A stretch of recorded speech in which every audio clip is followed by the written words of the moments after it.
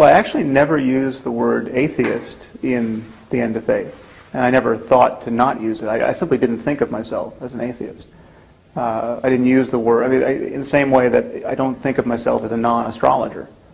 You know, no one has to wake up in the morning and repudiate astrology by accepting the identity as a non-astrologer. And there's no one who virtually no one believes in Zeus, and we haven't defined ourselves in opposition to paganism. We're not non-pagans. And I think it's also useful to point out that every devout Christian stands in the same relationship to Hinduism or to Islam as I do. I mean, the Christians look at what's going on in Muslim discourse.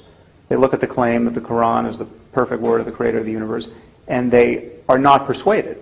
And that's all my atheism consists of. I'm not persuaded by these patently ridiculous claims, and I am persuaded by the evidence that these people are part of a culture that is designed to not look critically at its own discourse.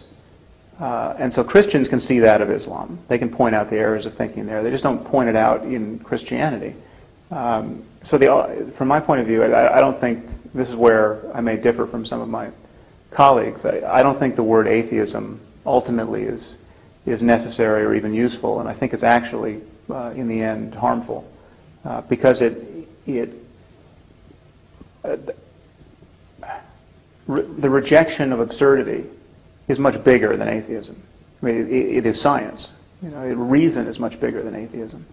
And having standards of evidence and argument is much bigger than atheism. And that's all we need to repudiate most of what most people do most of the time in the name of religion.